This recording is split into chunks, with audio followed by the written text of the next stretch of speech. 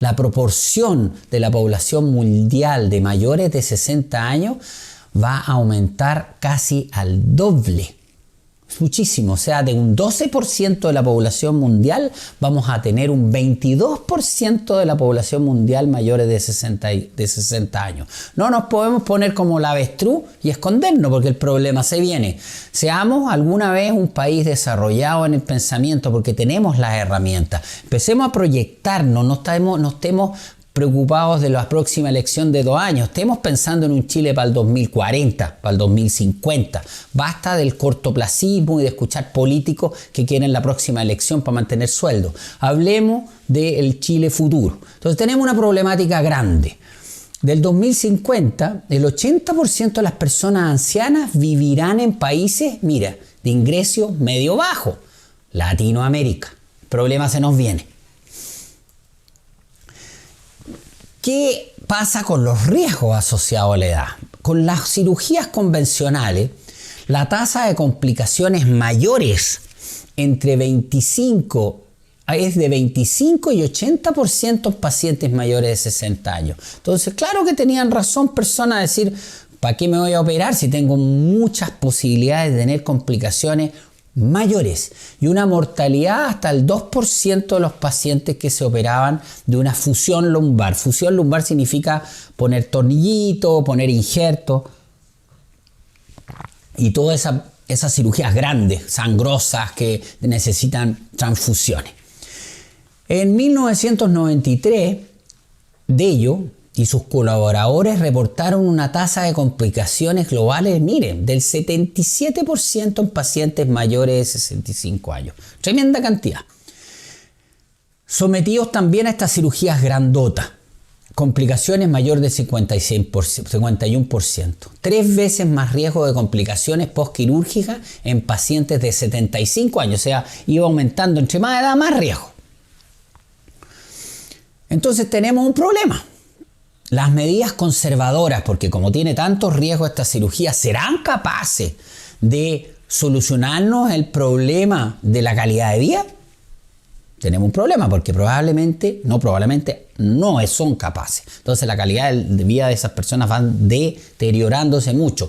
Solo en un porcentaje se puede mejorar, en otro no. Y la mayor tasa de complicaciones asociadas a estas cirugías grandotas, instrumentaciones, fusiones abiertas, etcétera, hay que balancear, porque son tantas las complicaciones y por otro lado tenemos que mejorar la calidad de vida. ¿Qué es lo que hacemos? Entonces viene una pregunta rápidamente. ¿Será esta cirugía endoscópica mínimamente invasiva útil en las personas mayores? Vamos a ver la verdad, porque en medicina, cuando es seria y es científica como es nuestra medicina, sin descartar que otros tipos de medicinas pueden ser buenas, necesitan validarse. Y nosotros nos validamos por medio de estudios científicos. No porque un doctor cree que es mala o porque un doctor en su experiencia personal, es una cosa de una validación muy chica. Hay que validarlo en estudios multicéntricos en muchos países, con muchos doctores escribiendo y registrando estadísticas en estudios que se ven si están capacitados como para publicarse en una revista científica. Ya un estudio que se publica en una revista científica es un estudio que pasa por muchos sedazos para que salga ahí. Hay que creer bastante más en ese estudio, pero hay que ser crítico y analizarlo, porque también puede que la edición no haya sido tan perfecta. Y no hay estudio perfecto, todos son perfectibles. Pero vamos a ir a los mejores, o tratar de buscar los mejores. Acá tenemos un estudio contestando esta pregunta: ¿será capaz esta cirugía moderna de los últimos 10 años hacer beneficio en estos pacientes mayores y no tener esas tremendas tasas de complicaciones y mejorar la calidad de vida? Este estudio, no vamos a entrar en los detalles porque acá tenemos el grupo Soriano hizo una tremenda descripción de todo el trabajo, nosotros por razones lógicas. Acá tenemos otro estudio, vamos a comentar las conclusiones, que es de la efectividad de la cirugía en la estenosis y en la espondilolistesis degenerativa en gente de 80 años. Aquí tenemos otro estudio donde está famoso Alexander Vaccaro. Hay muchos médicos tremendamente conocidos en esto de Thomas Jefferson University de Filadelfia. para los médicos la conocemos muchísimo, y de una revista como The Journal of Bone and Joint Surgery, que es muy seria. Que en resumen, entre estos dos estudios tenemos estudio de pronóstico nivel 2, por lo tanto es un alto nivel de estudio, no importa la parte técnica, pero un estudio confiable. En otras palabras, yo le voy a soplar un poco las conclusiones. Los pacientes que tenían estenosis lumbar, esta cosa que le dolía una raíz nerviosa, una pierna porque estaba apretado un nervio, o caminaba unas cuadras y se tenía que parar, o una espondilolistesis que es bastante similar pero con más dolor lumbar, en este estudio la comparación se hizo en pacientes de 80 años o más y menores de 80 años. La determinación de la diferencia de mejoría en tratamiento quirúrgico y no quirúrgico, la descompresión, qué sé yo, todos los detalles. El seguimiento fue de 4 años, que es bastante bueno, y tenía medición de la calidad de vida con estos índices. Por lo importante, no vamos a llegar a la parte técnica. Los resultados: pacientes de al menos 80 años tuvieron prevalencia más alta de estenosis y estenosis severa, ¿ya?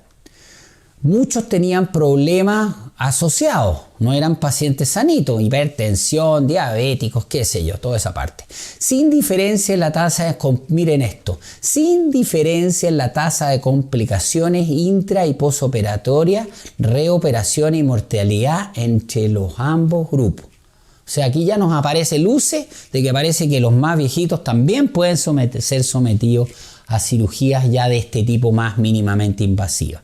Acá tenemos otro trabajo que es un seguimiento de las fusiones lumbares en octogenarios de 2004-2013. Estamos también de la Cleveland Clinic, estamos hablando de unas clínicas muy importantes en Estados Unidos, muy respetadas en su trabajo científico, en una revista de la OSPINE. Y la conclusión, que las complicaciones menores y mayores posoperatorias de esta cirugía ocurren en un anciano octogenario en tasas de 29 y 13% respectivamente. La invasión quirúrgica y especialmente el tiempo quirúrgico, si es mayor a 3 horas de la cirugía, es un tremendo factor de riesgo. Se empiezan a complicar más los pacientes. Por lo tanto, los ancianitos octogenarios se debe prestar especial atención en la elección del procedimiento. ¿Qué quiere decir este trabajo? Que si ustedes eligen un procedimiento de menor de 3 horas, que sea menos invasivo, que corrija el dolor, porque tiene que cumplir el objetivo, ese es el equilibrio, va a ser una cirugía de bastante mejor pronóstico. Acá tenemos otro trabajo que dice: ¿puede la cirugía con la importancia mínima, clínicamente mínimamente significativa, difference be achieved in elderly, o sea, si puede diferenciar a los pacientes mayores? Es muy importante cuando va en cirugías mínimamente invasivas. Acá tenemos los cambios de la calidad de vida, cómo fueron mejorando en este estudio la gente, la calidad de vida y en el dolor. Ustedes vean cómo va mejorando el estudio de la calidad de vida y el dolor. Acá tenemos otro trabajo más que no nos vamos a detener mucho. También es de cirugía mínimamente invasiva y compara con la cirugía abierta, con la tradicional, y el objetivo era examinar el impacto que tenían estos abordajes mínimos con la cantidad de invasión o longitud que tenían que operar con los abiertos y con los más pequeños. Todo parece que la conclusión dice que en este estudio sugiere que las técnicas mínimamente invasivas podrían permitir constructos más cortos sin afectar el desenlace clínico. O sea, que no era necesario, por ejemplo, en una estenosis congénita, donde tenemos estenosis de todo el canal, ir a operar todo el canal porque va a quedar mejor el paciente y hacer una cirugía más riesgosa, sino que era mejor operar la parte sintomática, por darle un ejemplo a ustedes. Esa es la conclusión que tienen que sacar. Entonces, tenía algunas debilidades el estudio, que era un estudio retrospectivo. Conclusiones y análisis personal. El perfil y las tasas de complicaciones asociadas a una técnica quirúrgica específica son factores trascendentales a considerar por el cirujano de columna al momento de realizar una toma de decisiones en el escenario clínico real. O sea, ustedes tienen que evaluar a ese paciente, los riesgos, beneficios, estado psicológico, etc. Y sobre todo, qué tipo de cirugía van a hacer para que no corra riesgos tan grandes y tenga el objetivo, si podemos hacer ese objetivo. La tasa de complicaciones relacionadas en la cirugía, miren esto, no es mayor en pacientes octogenarios comparada con los pacientes de menor edad. O sea, los estudios están cada vez más apuntando que si ustedes eligen bien el procedimiento y tienen una buena elección de la zona donde van a operar y no tengan que operar todo para mejorar a veces con construcciones tremendas para mejorar todo el alineamiento de la columna, a veces no es necesario, mejor operar solo la zona que está produciendo la mala calidad de vida, en otras palabras. Lo que hemos hablado tanto, operar lo que duele, no lo que está deforme, sino lo que duele. Es como la tendencia de mejorar en esta cirugía. Y existe evidencia bastante contundente sobre la utilidad de esta cirugía mínima invasiva en pacientes ancianos. Estudios adicionales hay que hacer para seguir evaluando constantemente, porque la medicina hay que estar evaluándola constantemente.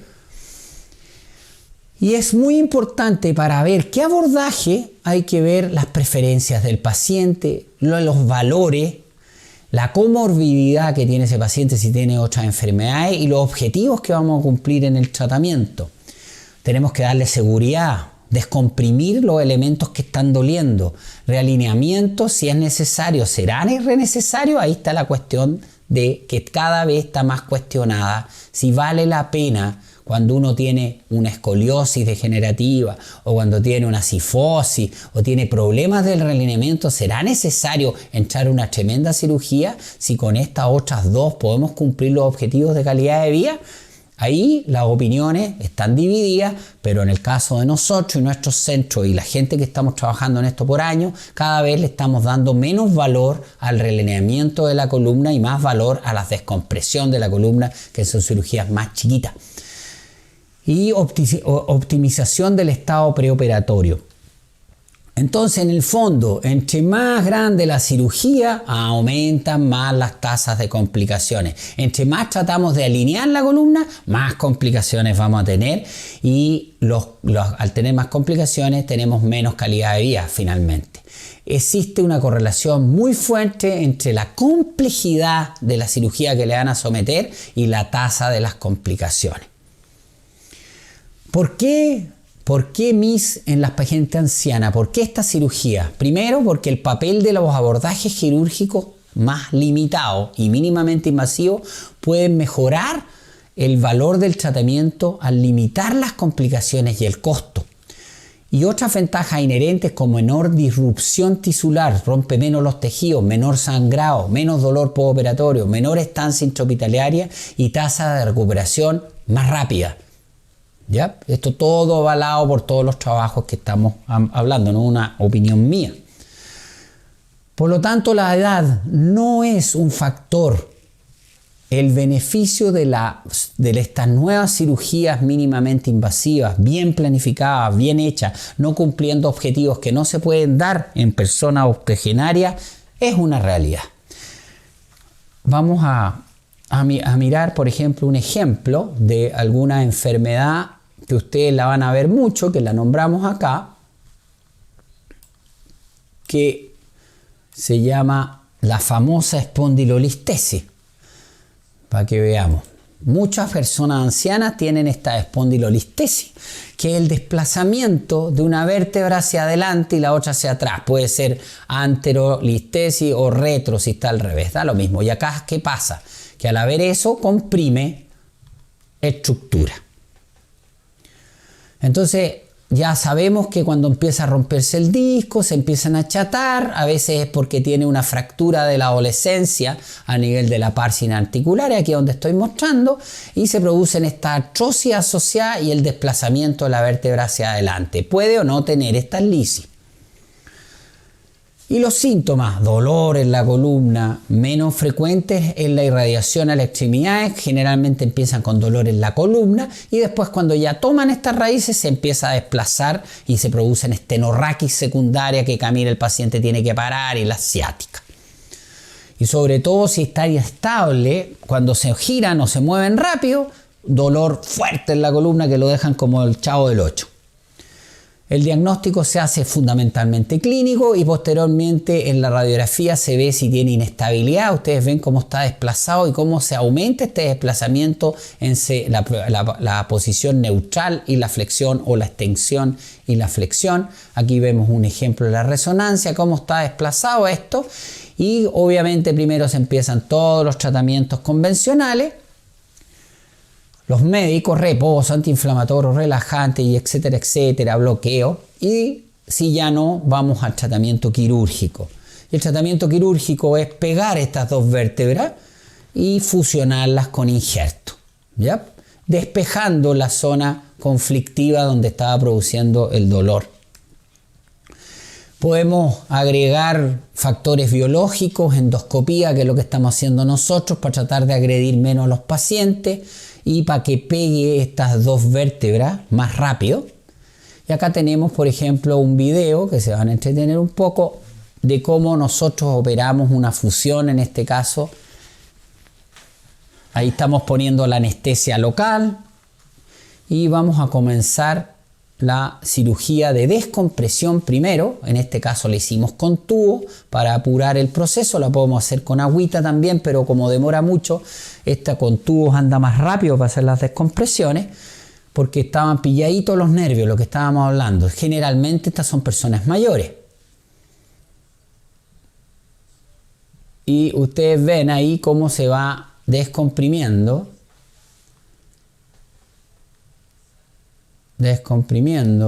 la zona y vamos despejando y van a aparecer los nervios. Vamos a adelantar un poquito y ahí aparecen ya la zona que estaba con dolor y comprometida en esa parte de ahí y empiezan a aparecer las raíces nerviosas empaquetadas en la dura madre. Ven, ahí está el ligamento amarillo y ya aparecen las estructuras nerviosas, se descomprimen. Esto es con anestesia local y sedación. El paciente está despierto, no tiene dolor, no se asusten, no tiene dolor. Y seguimos descomprimiento y finalmente dejamos una... Y ahí después de la descompresión tenemos que fijar porque había una espondilolistesia, había inestabilidad y se empieza a hacer la colocación primero, las tracciones de los discos para colocar los injerto. Ahí estamos limpiando los discos con una herramienta. Hay diferentes tipos de esta herramienta y mire que por ahí mismo estamos colocando injertos adentro de los cuerpos vertebrales. Ahí ustedes ven que estamos ya seguimos limpiando y aquí están los injertos de hueso que se mezclan con células madre en nuestro caso, que ahora la estamos más comprando de banco, y mezclado con sangre de la cresta ilíaca. Y ahí ven ustedes que se impactó todo ese injerto y después se ponen estas balitas que se llaman cajitas donde van a separar las vértebras. Son incisiones pequeñitas por un hoyito chiquitito. Ahí vamos colocando, ahí están los injertos y ahí estamos colocando la cajita, ¿ya? Posteriormente ahí la pusimos medio a medio y posteriormente se hacen los niveles completos donde y se colocan los tornillos. Ahí estamos colocando los tornillos, en este caso fueron 2 niveles de cajita y vamos colocando los tornillos, se hace el realineamiento. Ahí estamos colocando la barrita que une los tornillos.